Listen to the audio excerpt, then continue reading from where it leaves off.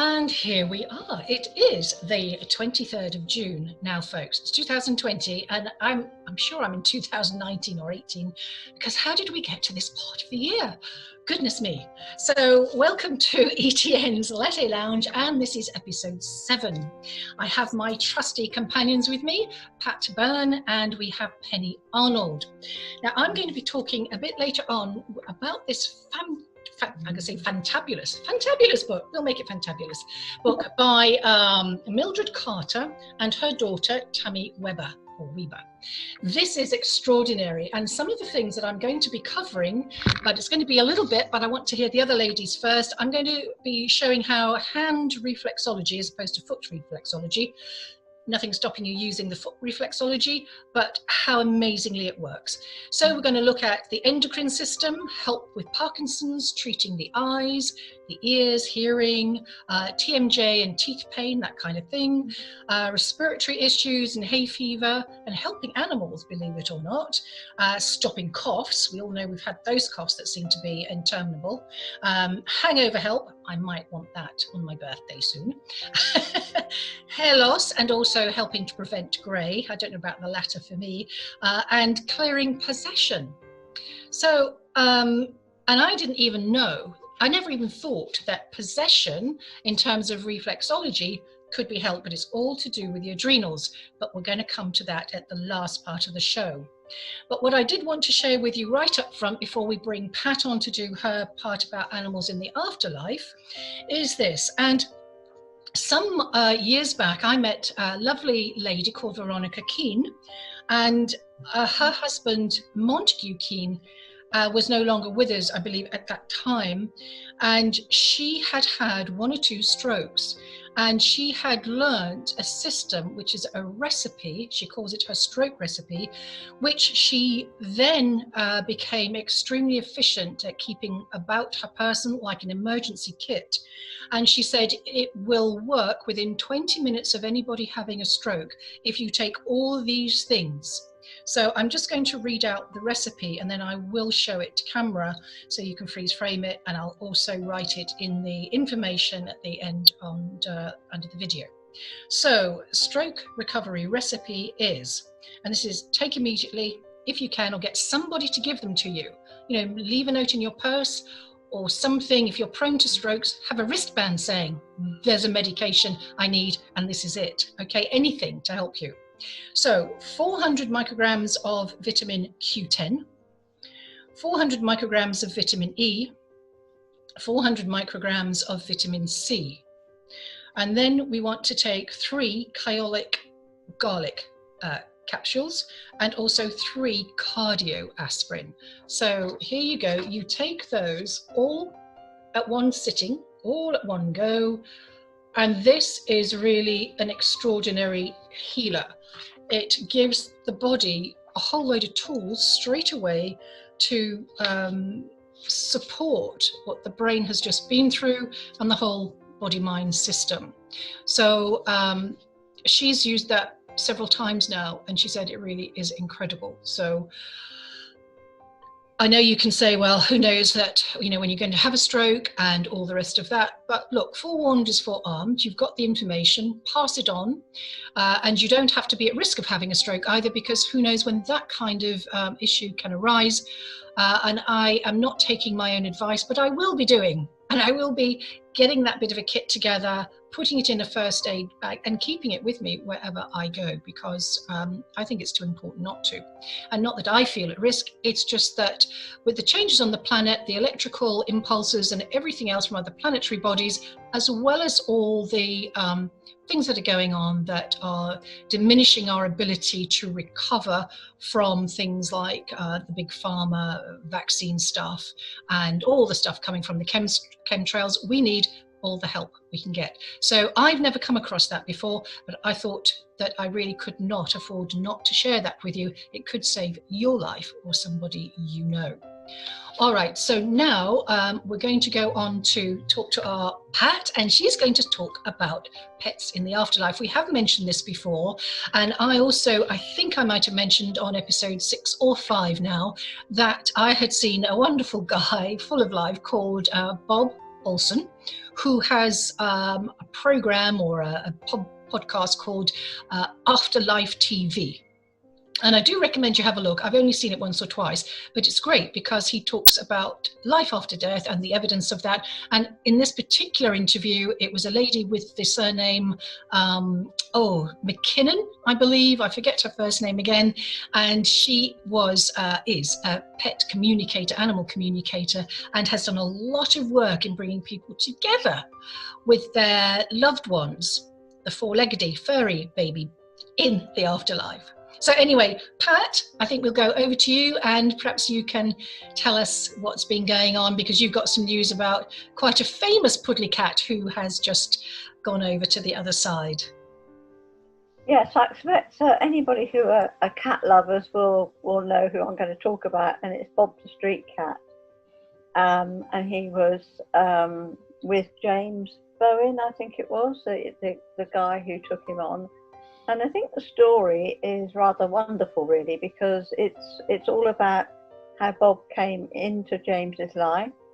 And James was at that time had been homeless previously, was coming off hard drugs, I believe, on the recovery program, and living in sheltered accommodation, or especially purpose accommodation, so he could get the proper supervision.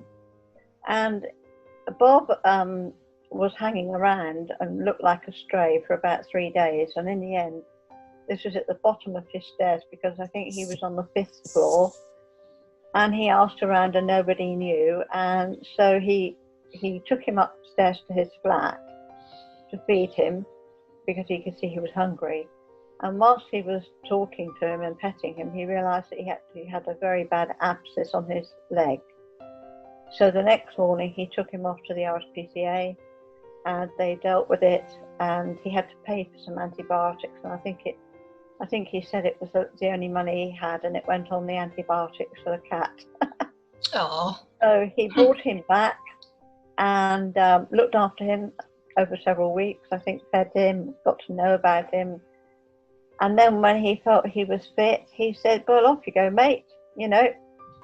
You're okay now. And he didn't budge. So I think several attempts were to encourage him to go off and lead his own life, or find his way back home, or whatever it may be. But in the end, I think James gave in, because at the very end he kept following him down the pavement when he was going to work, and then one morning jumped on the bus as he was going to work. So followed him to his little patch where he was doing his busking, wherever that was. I think one of them was Covent Garden and one of them was the Angel tube station. And he said, I only had a shoelace on me, so I made a quick little harness up for him so he didn't run away. And of course, that was the start of a very interesting journey for both of them, because, in time, both of them became famous. Sadly, he died, I think it was on the 15th this month, and he'd been missing for a couple of days, apparently, which was unusual.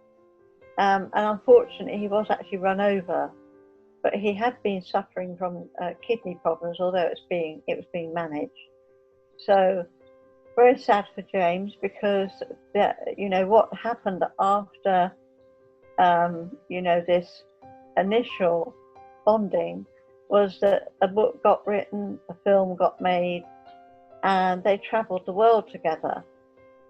I think they even went to Japan, certainly Spain, and did Europe, And James wouldn't take him on any plane that we wanted to put him in the cargo hold. He had to go and sit in a proper seat next to him.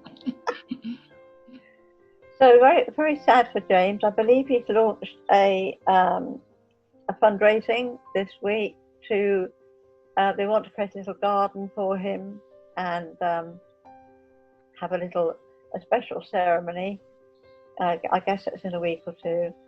So, that's just one amazing story of a cat that's passed on and is obviously going to leave a great big hole in James's heart. But also, what an incredible legacy. I mean, my Yeah, goodness, we all know how much animals mean to us, but I mean, yeah. that was incredible because that gave him his whole living. And how long was Bob with James for? I think it was about, what was it, 13, about 13 years. A I long think it time was. then. It's Yeah. great.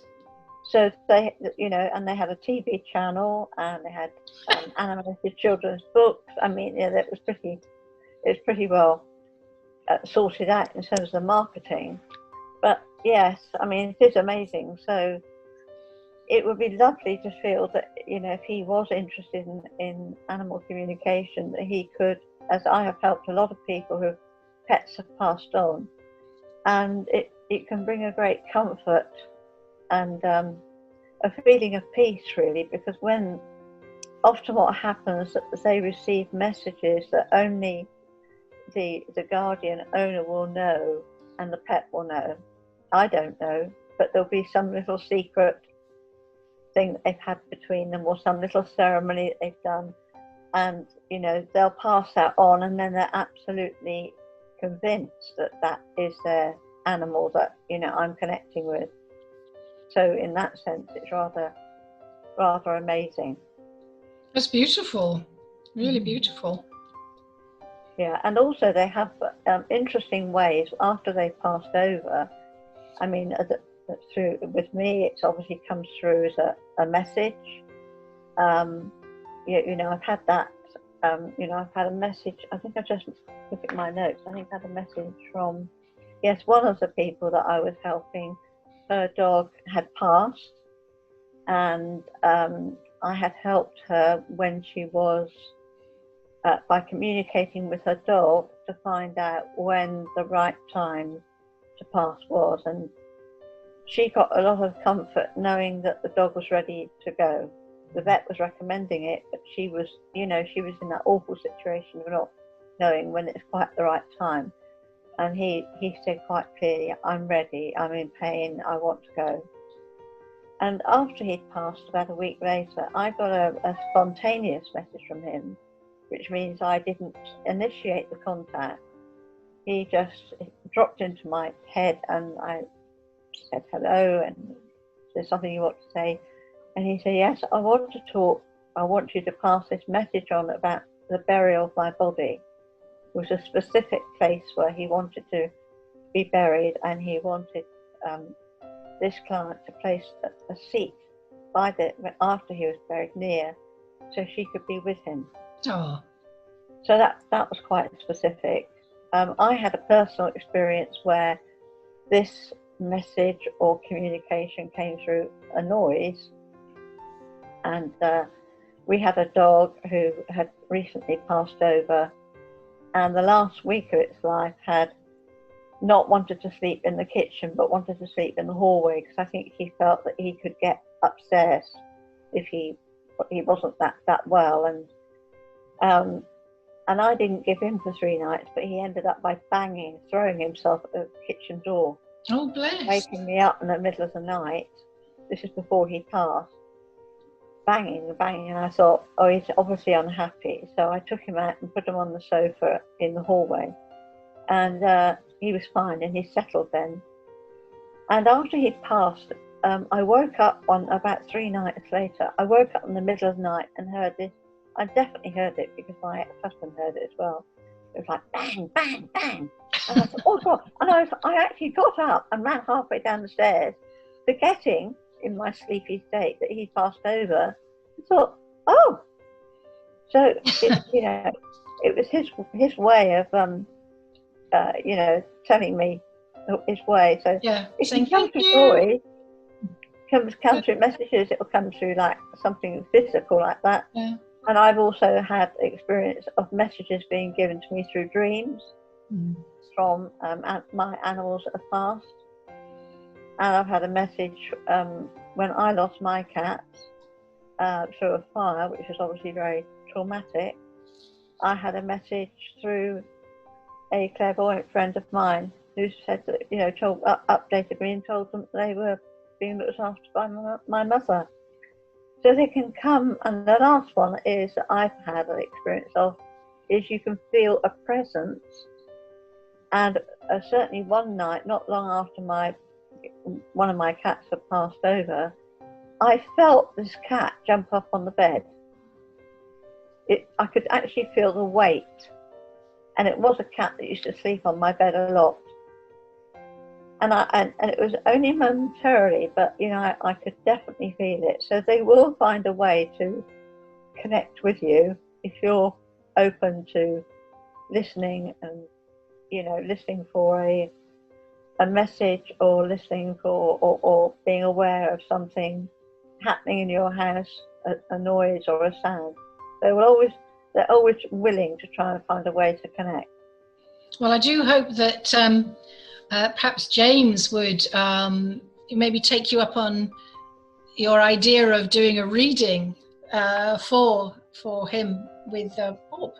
Wouldn't that be lovely if that happened and we could report on that? Yeah, I mean, I'm sure he'll get a ton of mail, you know, because he's quite a high-profile situation. But yes, I mean, I can only write the letter, and if he wants to take up the offer, you know, but it would be lovely to get, because I think Bob would be extremely expressive. and it's I think we might have mentioned it before, but I think it would be lovely just perhaps if you, because I know you've got a poem perhaps which is lovely. Yeah. We'll hear in a minute, but perhaps just to finish up this bit about the animals passing on and their communication with the story about the cats that you now have and who you believe they actually are. Oh yes, have I not told you that before? I think you might have done, but as we're talking in this segment, I think it would be nice to remind people. Yeah, okay. Well, after I had 2 cats who died in a fire, which was not very nice. And I had, obviously I was very distraught, and out of the blue, about a week or so later, a very good friend, and actually she was a mentor for me. She was a spiritual mentor, really, in many ways, and she was a spiritualist and clairvoyant, and a friend of mine had been to see her for a healing, and this friend rang me up and said, Wendy's asked me to ring you to say, would you ring her, because she's got a message for you. And I said, well, couldn't she give you the message? She said, no, can you ask her to ring me? So I rang her, and she said, do you ever have a big white fluffy cat? And I said, yes, but it was about 18 years previous to that. And his name was Arthur, a bit like the old Arthur ads with the paw in the tin. I don't know if you remember that. And he used to do that as well. And I said, yes. And I actually, we didn't have the internet then, I don't think. So I actually sent her a photograph to validate, because she hadn't known me during that period of time when I was married. And she said, oh yeah, that's him. She said, he came and sat on my kitchen table. She said, he plonked him down. He said, I've got a message for Pat. She said, he's quite assertive. I said, oh really? That's interesting, because when he was with me, we used to call him Mr. Blobby, because he was a little bit, he used to sort of roll over, just one of those very laid back cats. But in this instance, he came across as quite assertive. I said, no, would you please tell her that her cats are safe and being looked after by her mother spirit?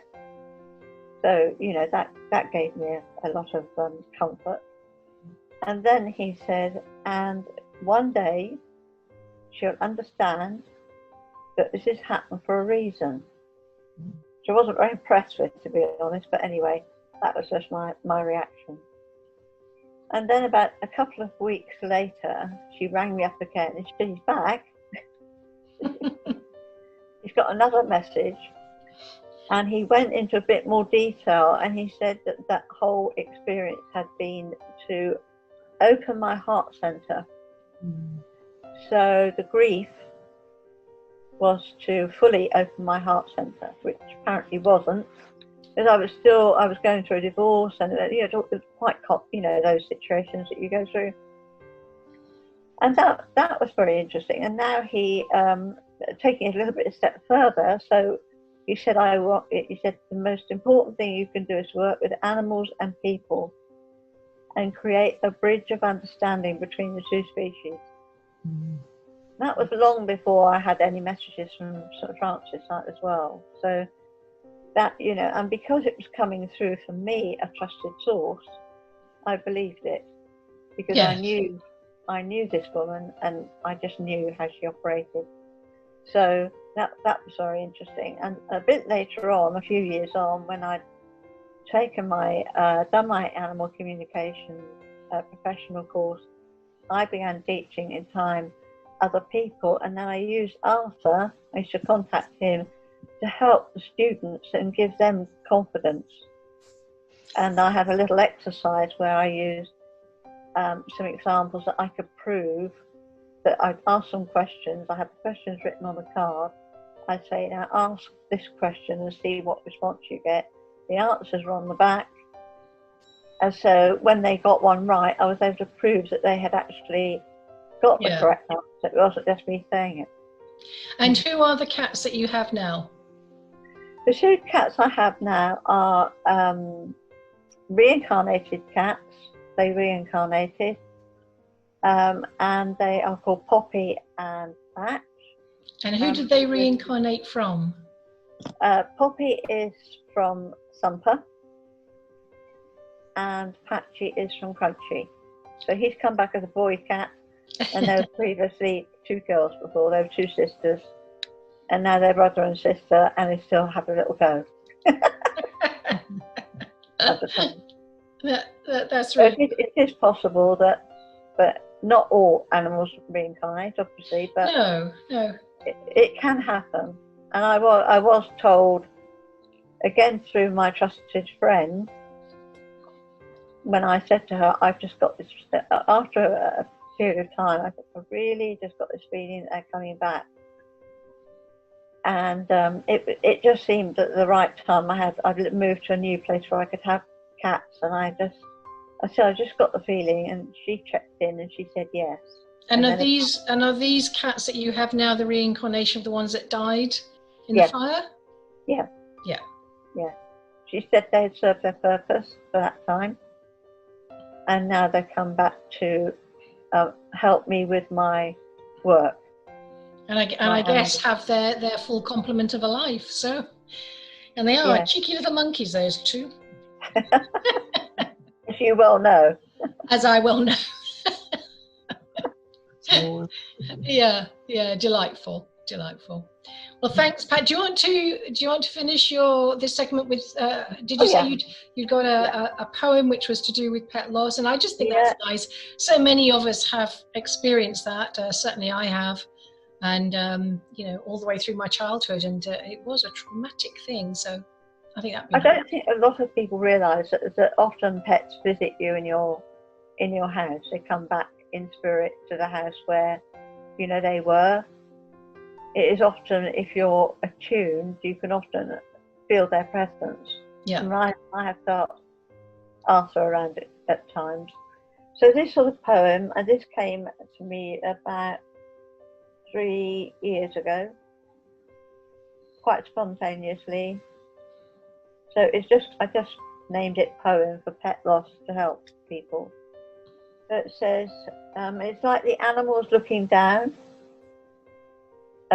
at their previous friend. And so they said, I'm sad to see you are grieving, as I am still so close to you. And when my body left, I so wanted to reassure you.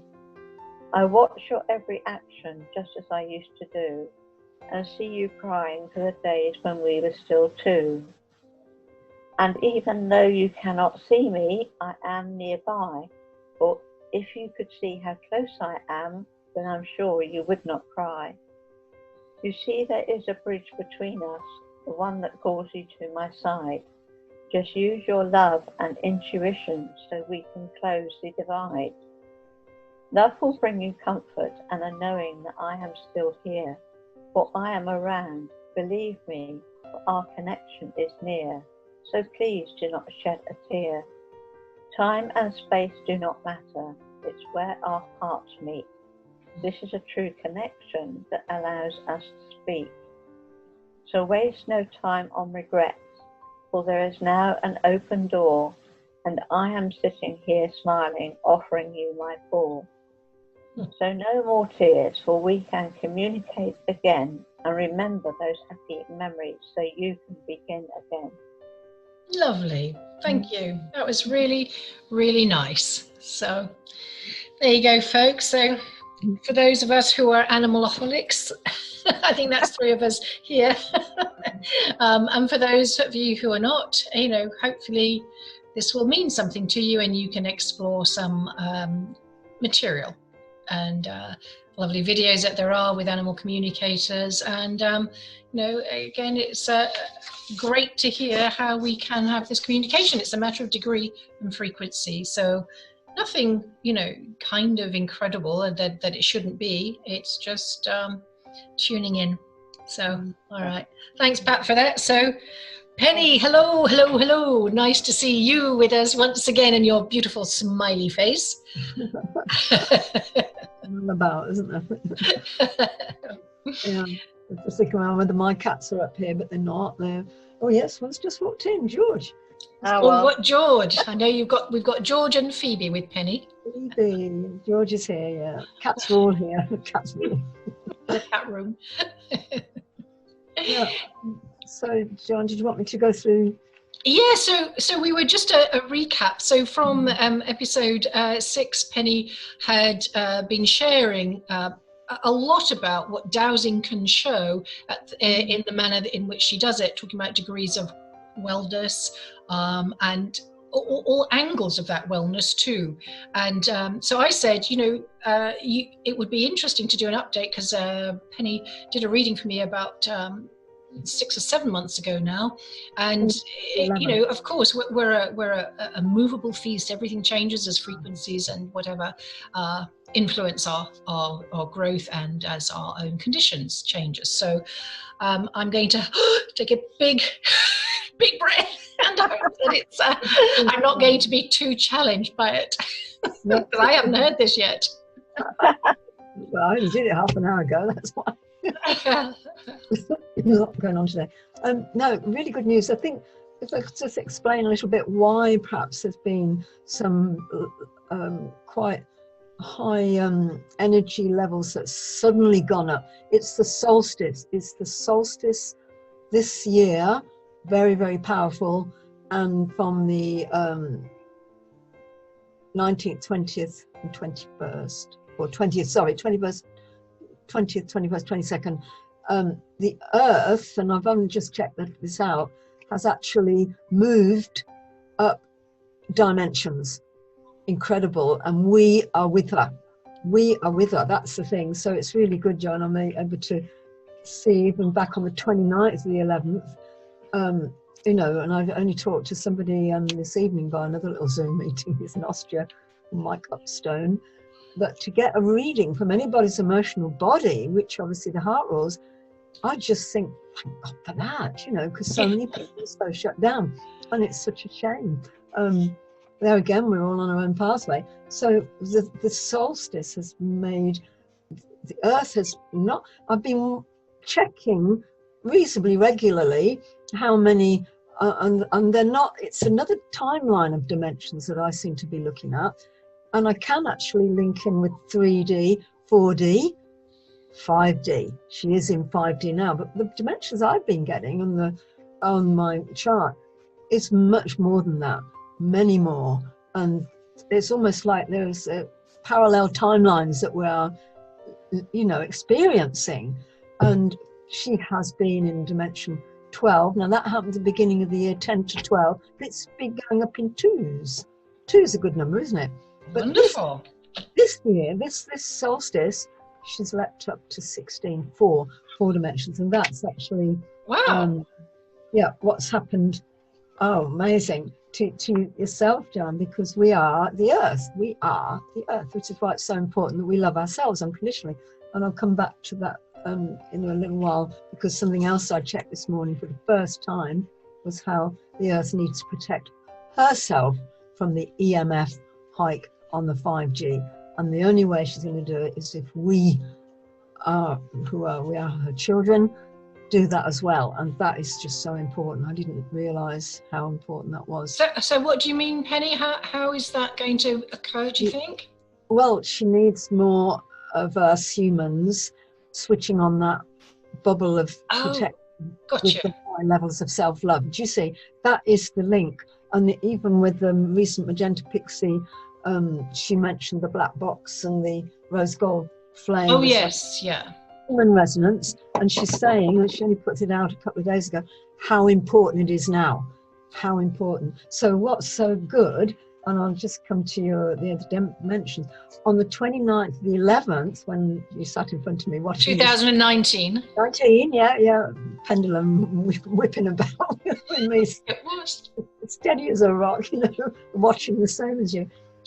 Dimensions you were in then was 6, I got, and now you've leapt up with the earth, and you're now on 16. And I checked you on the 20th of the 6th. I went back a few days, and you're in dimension 12. So you've gone up another 4. And I think that's absolutely brilliant. The other thing is your soul contract achievement or soul agreement, whatever you want to call it, has also gone up from 70 to 80%, which is great. So you're on the right, you're following your soul mission. That's the thing. And great, I think good to know. We all know that, and I think Pat would be the same. I'll have to check Pat out if she doesn't mind, No, I'd be really interested. Yeah, because your soul mission obviously is with your animals. Like me, I love my animals, and they've got unconditional self-love. It's us humans, Nick. Yeah. They're teaching us. Animals are our teachers, definitely. Yeah. Well, let's go on. Oh, one thing very, very interesting, Joanna, is you did have some Mercury residing in. Yes. That's gone. Really? Wow. Wow. Do you feel better yourself? Do you sort of feel? Yeah, and also on occasion I have been taking the diatomaceous earth, not a lot, but also I have been upping the H2O2 a little bit. So. Yeah.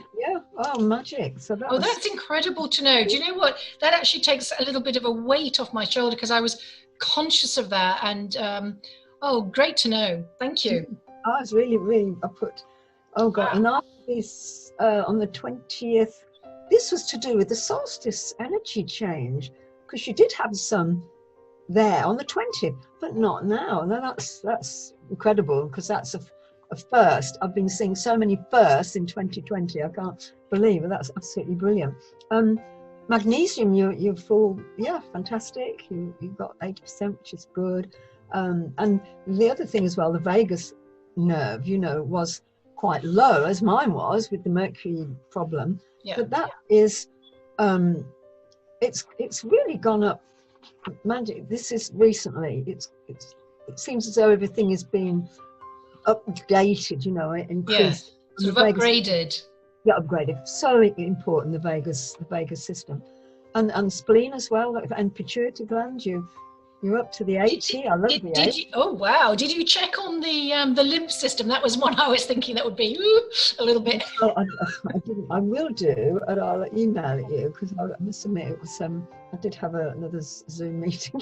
Oh no! Don't worry. That was the one I was kind of hanging for, because I thought I haven't been doing the exercises in the recent months, and I know that the system needs that. I wouldn't worry, John. You're doing really well, and if you can just imagine yourself doing the exercises, Oh, honey, thank you so much. Yes, I will. Imagine you've got all that equipment. That's so powerful. Just go and sit in the room and look at it. Oh, Penny, I love you. Yeah, we are all connected at the heart, and that is it. The other thing, the light body. Let's have a word about that, because I only mentioned to Mike Upstone tonight about how so many people don't realise that a light body, I think it's called the merkabah or merkabah, whatever. Oh, yeah.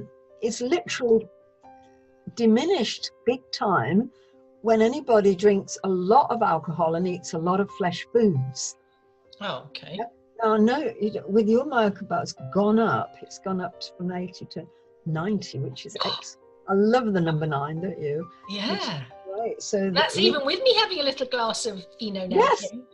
You see that Benedictine or Benedictine. Now and again, I'll have a little glass with a bit of ice. Just, you know, I just feel the benefit of it. I feel it's beautiful. Yeah, I checked it out. There is something special about, I don't drink alcohol, but I was in a ceremony on the 21st at Doublestone Circle near Ulverston on Bardsea Common with the chief druid of this area, Paul Coppinger. He's got a really great Facebook page, and he passes around, although we had to have little plastic cups. It kept blowing away in the wind. It was absolutely windy up there on the 21st. But normally we just share this beautifully handmade, it's mead. He puts mead in it with honey.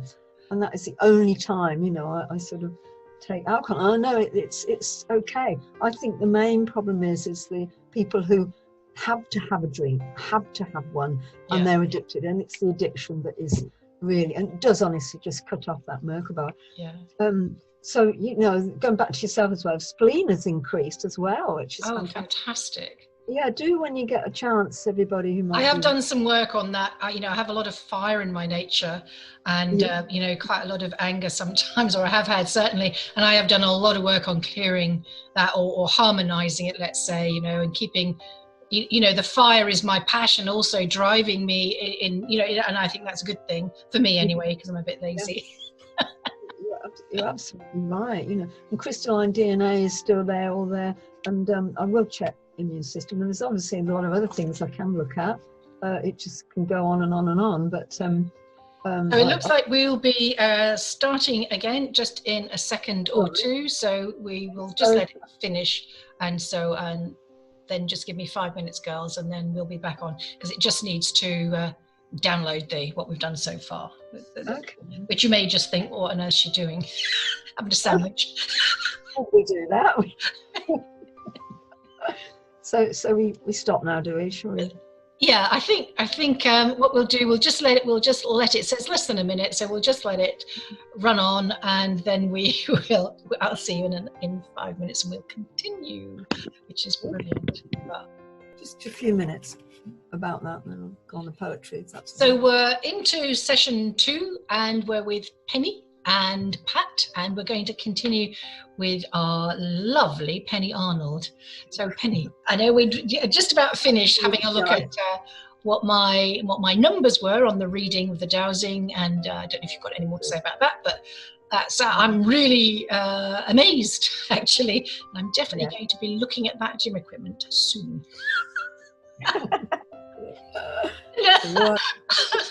And so I remember now mentioning last week looking at the ancestral link, and that is important, and I forgot to put that in our description, but I will later on. So perhaps that can come through, Penny, with you. Yep, thanks. Yeah, to go on about the recent, this is just the beginning of a couple of months ago, really, how important we are, the time that we're in at the moment. Some, if you like, dark energy has been coming up through timelines or past lives to be cleared.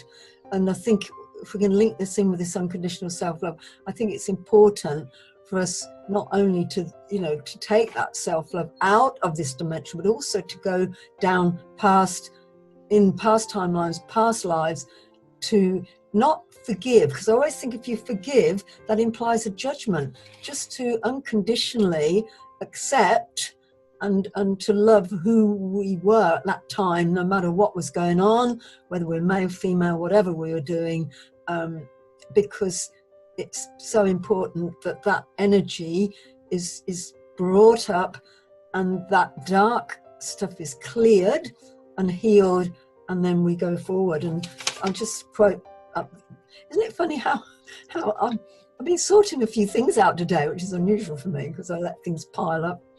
Same here, you're in good company. They're all hidden in but I found this, and it was only, I think I printed it off in about March time, when the lunatic diversion started, the L&D thing. Old timelines are coming to the fore by Judith Kusel, and she's really worth looking at, Kusel. It's from her I learned quite a lot about the colours, of our, you know, subtle energy body, how we connect to the planets and so on. And she's got a website called lovehaswon.org. Love has won. Old timelines are coming to the fore. It says, with the planetary ascension into the 5D, the old timelines are coming to the fore, which now need to be dealt with and closed. The lockdown has opened the collective soul memory banks of Atlantis and all which was before Atlantis, and what happened after Atlantis as humanity sunk further into a quagmire. Not their fault, obviously. And so it's saying sometimes fears will come up, or your buttons will get pushed, or you will have some physical discomfort in your body, which you need to find the root emotional baggage or memory bank of. And this is a time when we need to find a deep forgiveness. Yeah, I wouldn't say that, but anyway, in the higher sense of whatever happened before, to forgive ourselves and others.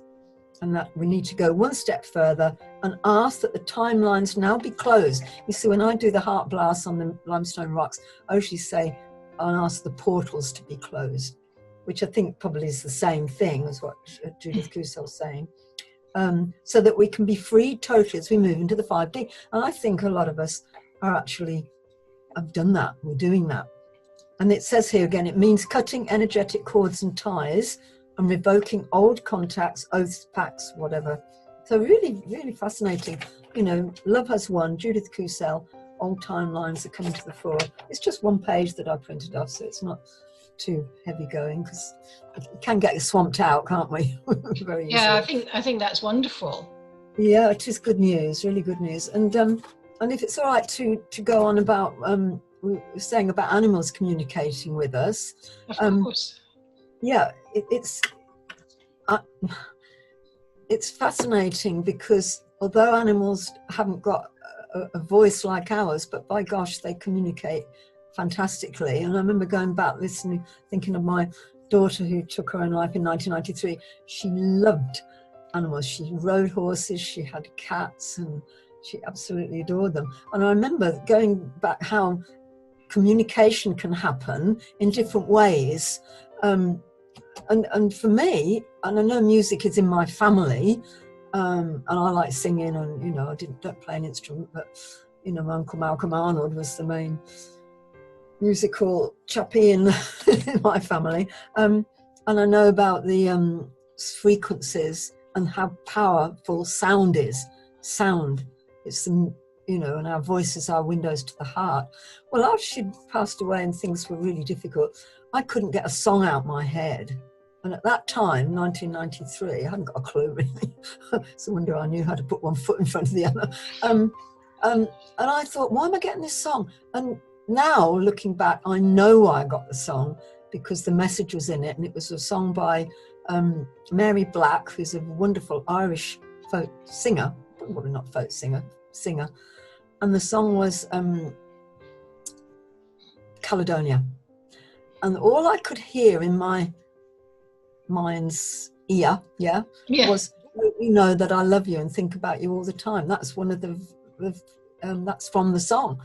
And when I think about it, that was, you know, Hazel communicating straight away. It was only the next day. And that's happened another time as well, when it was a birthday, you know, last year. And I was down on the rocks looking out over the bay, and I was thinking about, you know, a teacher's job, everything she was doing. And I got this song that I hadn't heard of for years and years and years and years. And it's a madrigal called The Silver Swan. And I really, but the words were straight there. And it was the silver swan who living had no note, when death approached and locked her silent throat. Leaning her breast against the reedy shore, thus sung her first and last and sung no more. Farewell all joys, O death come close my eyes, more geese than swans shall live, more fools than wise. And that was another, and there was another one as well, which was thinking that people that have passed away. My second husband, Terry, who passed away in 2016, not that long ago, I'd gardened for some old ladies and a holiday home and got my own allotment and whatnot. And I was gardening away, and I got this song that it's a madrigal again. Do you not hear my lady when when in the garden singing, blackbird and thrush are silent to hear the alleys ringing. And actually, if you want to listen to that online, Ali Jones sings it. And what's it called again?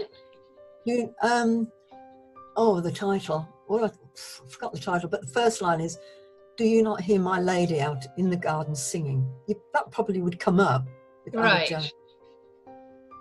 I'm just going to make a note of it. Definitely, yeah, the message from the second husband, Terry, because he loved the garden and we had a good garden business. And so if I can come on to still with poems, but this is a spiritual message really, or difficult to, it was from my mother, and it was written she wrote the poem, but it was written in about 1939 or somewhere like that, yeah. And the poem, it's got clues in it that it really is true that she was picking something up then that she wouldn't have known about at all. Yeah. England is a garden.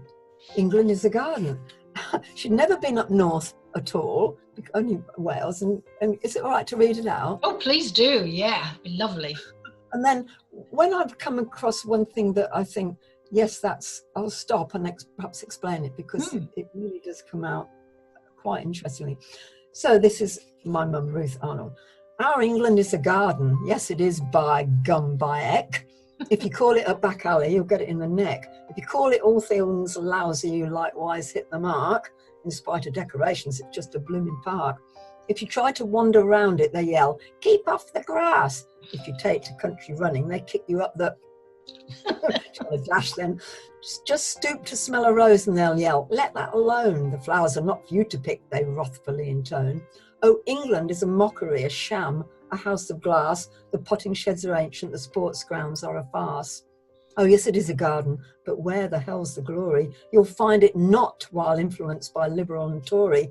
You'll find it at a later date when governments know more.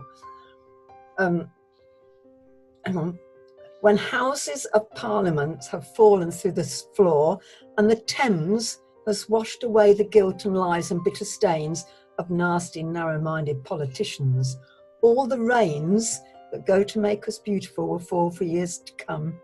And perhaps the so-called honeybees will start to buzz and hum, and throw the flower beds open for all the poor to share, and open to the palaces. Then up the golden stair, the workers of the garden will be allowed to roam, and Adam, with his trumpet, will call the cattle home, and distribute the bags of fruit, happy folk and true, not only those that boast the veins of royal red and blue.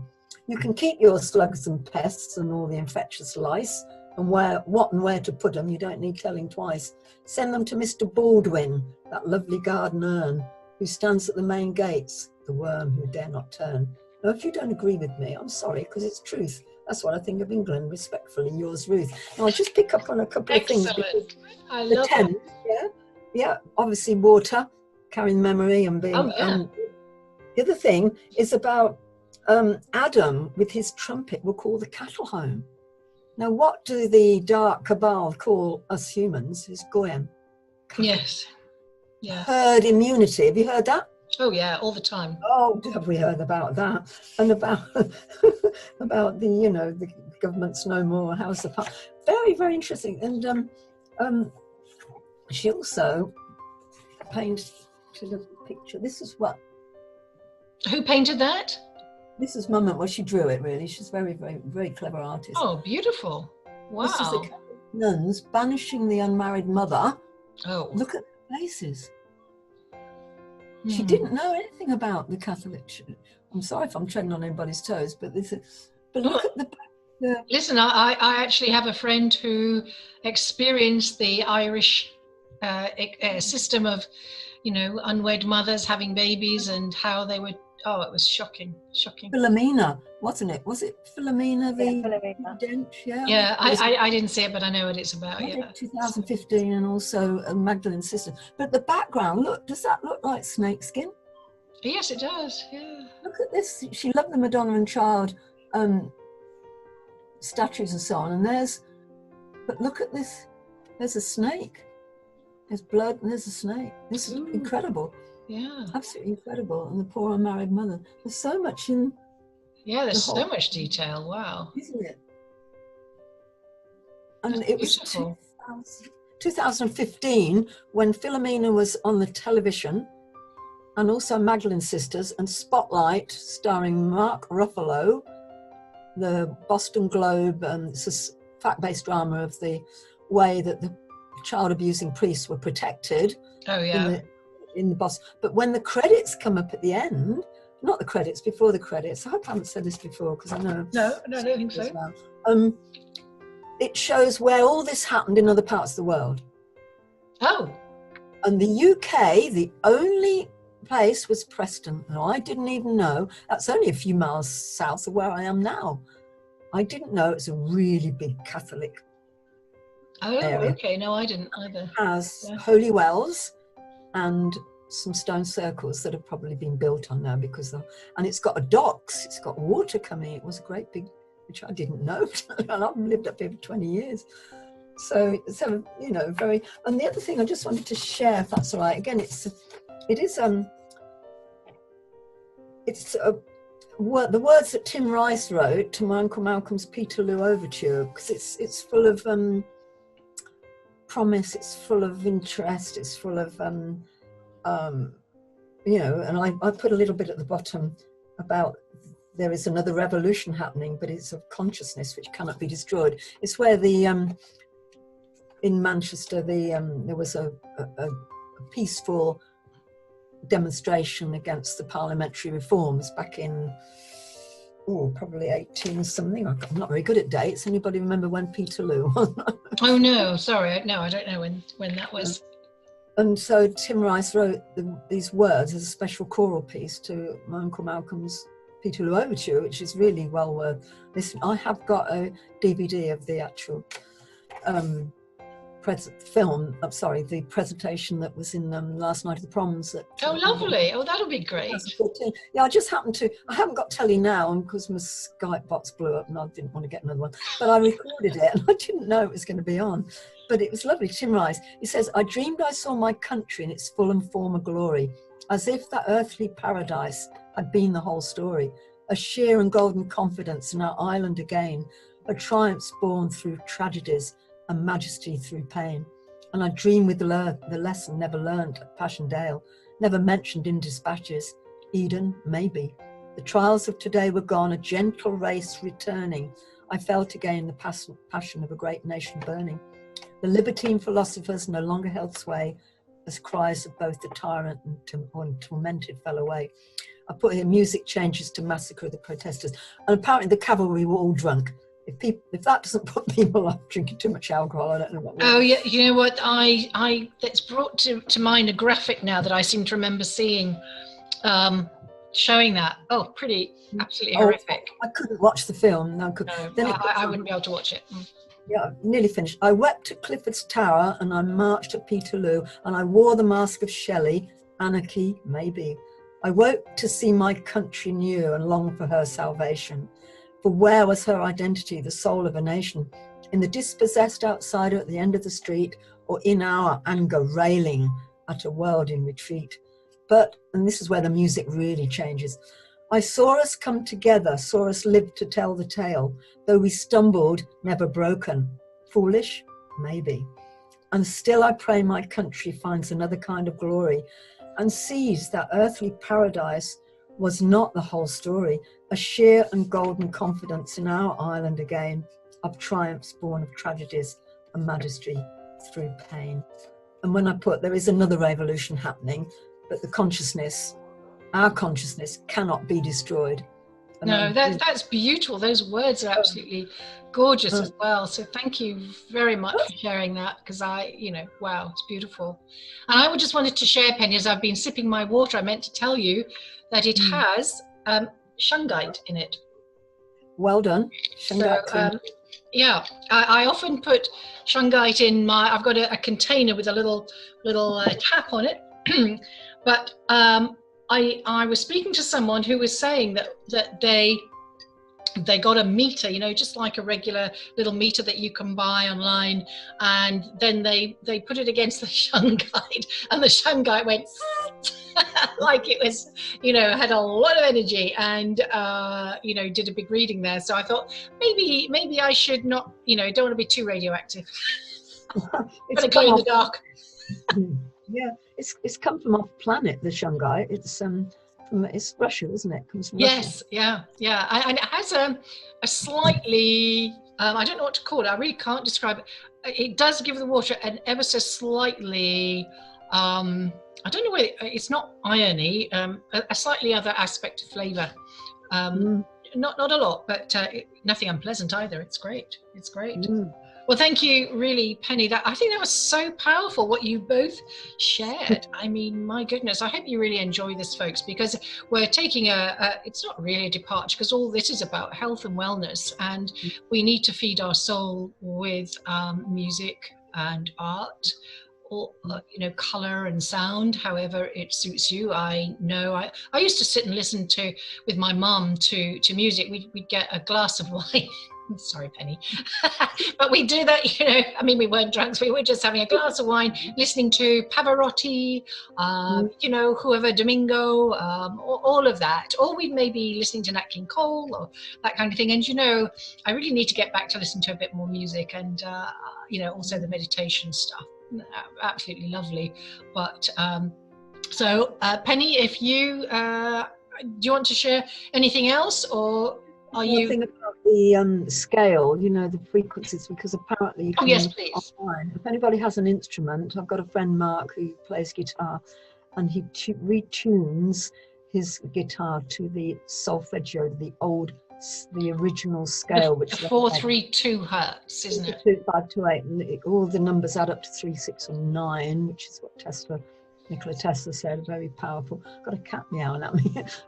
Nice. It's 440 hertz, which is concert tuning, which the Rockefeller, whoever it was, insisted all Western instrumentalists change their instruments. They didn't want to do it, but they had to. It's a scale of dissonance, and it really is very, very important to get the, you know, the original, the scale that resonates with the sacred geometry of the universe, which is what we are.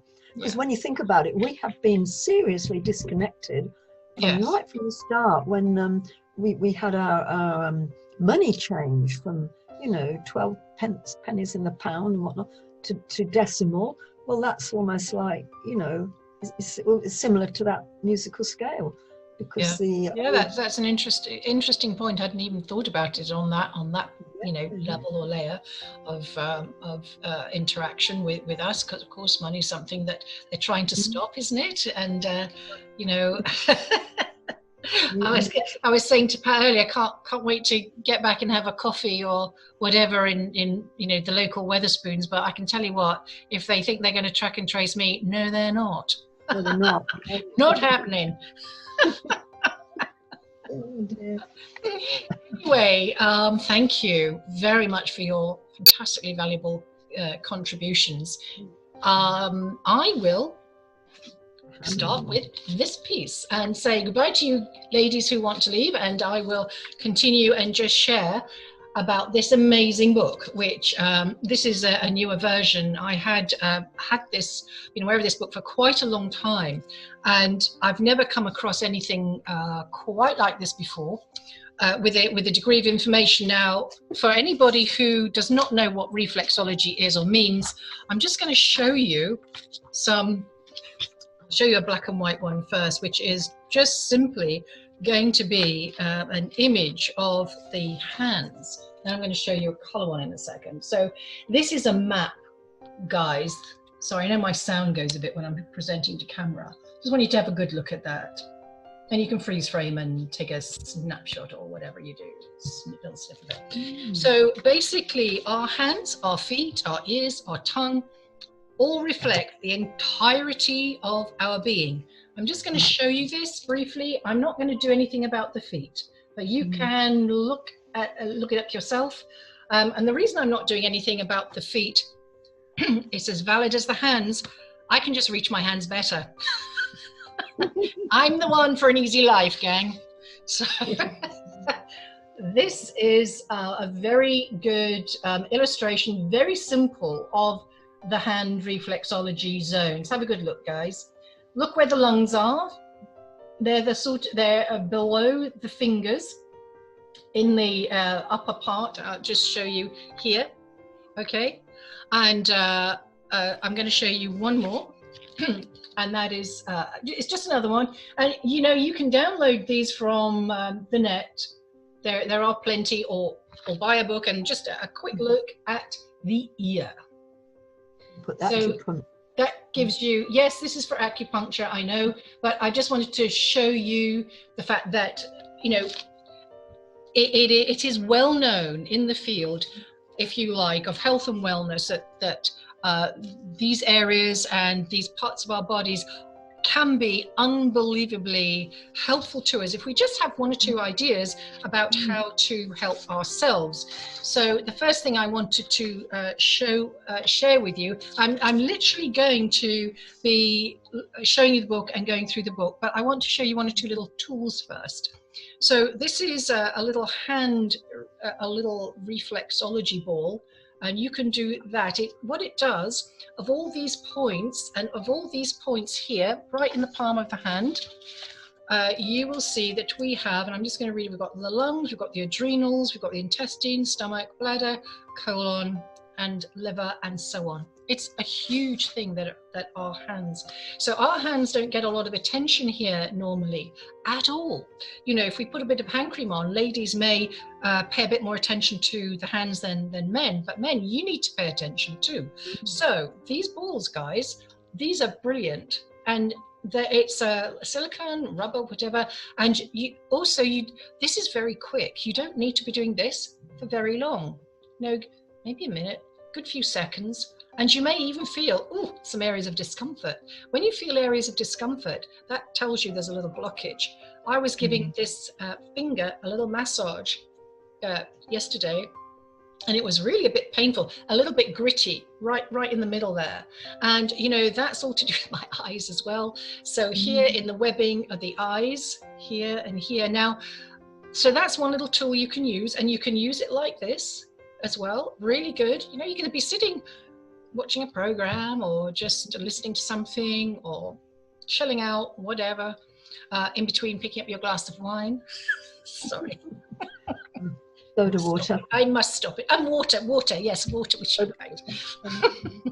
And then there's this little thing. This is really cute. I don't know if you can see, it says hand grip. And what this does, it allows you to really push down, and there is quite a lot of resistance in here. And so that just allows you to, if you like, it's about rehabilitating your whole hand structure, and it just helps you get a little bit more strength. So that's great. It has got a few little nodules on each end. So again, you can feel that pushing in, because that is quite a strong resistance there. And again, maybe you could do it that way as well. So I'm just showing you some of these, but equally, you don't need any tools for pressing in to the points. If you don't have a little peg, or, you know, I tell you what would be really good, a gardening doweling tool, where it's like a little T-bar, and just it's not a point, but it comes to you know, it's kind of shaved down, and then you could actually do this, because it's actually quite tiring. I find it, you know, for any length of time to really work, especially these areas. They're quite solid, well, at least on me, and all around here. And you know, sometimes if you get an area that's painful, I've had some quite painful areas around here. That's, you know, generally a lot to do with the spine as well. So I've been working those, and I'm going to show you one of the ways of working. It's like you just roll your thumb in, and then you roll it again, and just, you know, really do whatever you want to do, but and also a bit of just pinching together. That really helps. That's great. And sometimes here, you want to keep, for the eyes here, you want to keep a little bit of pressure on. And sometimes if you get tired, you don't have the ability to just hold that or there. And clothes pegs are great. I didn't have any clothes pegs because I don't have an outside to peg up my washing, which I would if I could. But I do have some bag clips, and I thought I'll try these, and they're not too bad. So hang on, it's just telling me something. So there you go. Look, you can, and that's quite a strong grip, and I can feel that. It's not painful or anything, but if you've got a lot of issues going on, that can really help. And so if you're really wanting to, you know, really dig a little bit deep, if you've got a painful area and work it, just use pencil, the end of a pencil that's got an eraser on, a rubber on, there you go. Or, you know, anything like that. It's absolutely brilliant. So I'm just going to, I've made a list of pages because and you can, you know, I think you can still get this, guys, but I'm going to go to, so healing eye strain. So let me go to that. So that is showing you, this picture here is showing you what they're doing. She's showing you from the other side like that. I can't really show you with the camera very easily, but that's all. And there's nothing difficult about doing this at all. And you know what? If you don't do any of these techniques and you just give your hands a good massage, fantastic. But the good thing is, if you just feel pain in any way you press, there's an issue. That issue will relate to something within you, your liver, your stomach, your eyes. My stomach's grumbling. Another great thing is for your eyes and your whole being is to do this. Clasp your hands really tight, and I'm really doing that tightly, and then just give a little turn. I'm wearing a ring, which I don't normally wear, but take your rings off and swizzle round your hands like this. And you are really giving here all these areas, and there's the lungs. You need to be giving your lungs a little bit of TLC here, guys. And that's great to do, so easy. And for ladies, if you are experiencing period pains, and for guys with prostate issues, right down here, guys and girls, you may feel pain. If you feel pain, hold, don't rub, don't move it. If you feel pain, and again, you're not holding for very long. Same here, ovaries, prostate. Okay, so that's really wonderful. So we don't have too much time, but I want to give you helping animals with asthma. Maybe I'll just do that one since we're talking about animals. And it's just, you know, this is wonderful for us all. So, so here is a little bit of a letter, and it's about a little Chihuahua and who was really suffering. So they said that, hang on, sorry. So this little Chihuahua began having this cough situation, and then she started to massage its little feet, and that really stopped the cough in its tracks. And if you're getting a cough too, you can use this area, this thumb finger webbing area here. Fantastic, absolutely amazing, guys. Hangover help is page 116. I'm not having hangovers. I'm only just saying it because it makes me laugh because of Penny. I want to show you this one. Sorry, pens. So how to stop hair loss and graying. So again, just a really quick one. So and apparently some, you know, people are reporting absolutely incredible results with this. And what he is doing, see your fingernail tops here, he's doing that. He's rubbing them together. And when you rub them together for 5 minutes, that's all, you only need 5 minutes, and you rub. 5 minutes, watching something, listening to something, watching the clock. 5 minutes. That stimulates, you imagine, thinking of the zone therapy, folks, we talked about last time, all that energy is getting a real boost, and it's fantastic for your hair, fantastic for your nails, of course. So, you know, who can't spend 5 minutes? This is not like it's me doing the gym. Right, and then I'm going to do a quick look at clearing possession, because I think this is so important. I'm not even going to have time now to do the endocrine system, but my goodness, guys, if you want some more information or want me to do another session on this, I will. But I want to show you, I want to just read this to you. So how a doctor uses reflexology to evict possessions. How about that? So Dr. Brandt told me that when a person is possessed by an entity, he or she usually has overactive adrenal glands. Isn't that interesting, Pens? Didn't know. He says the pancreas, the adrenal, pituitary, and the pineal are all doubly active. And by using reflexology to return those glands to normal, active functioning, it doesn't leave any room for extra spirit or possession. He either starves or she and leaves. So that is absolutely fascinating. So again, this sort of support, it knows no bounds. It crosses every single area, and it will go into our ancestral stuff, because whatever is wrong with our organs or ourselves, or we're having issues with, often if you will quieten the mind and ask for information that you're ready to know and willing to know, and just ask if it has anything to do with your lineage, and if there is anything that you're bringing in this life that you need to clear. I mean, I do this work all the time if I'm working in my regression stroke quantum healing work, and I'll put my website link at the bottom.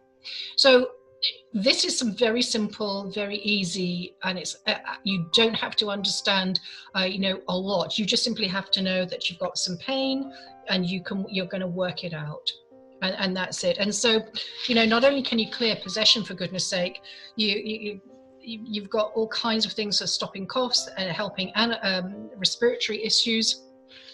Your lungs are all there, particularly now, guys. Just give yourself a good old massage, in fact on the whole hand.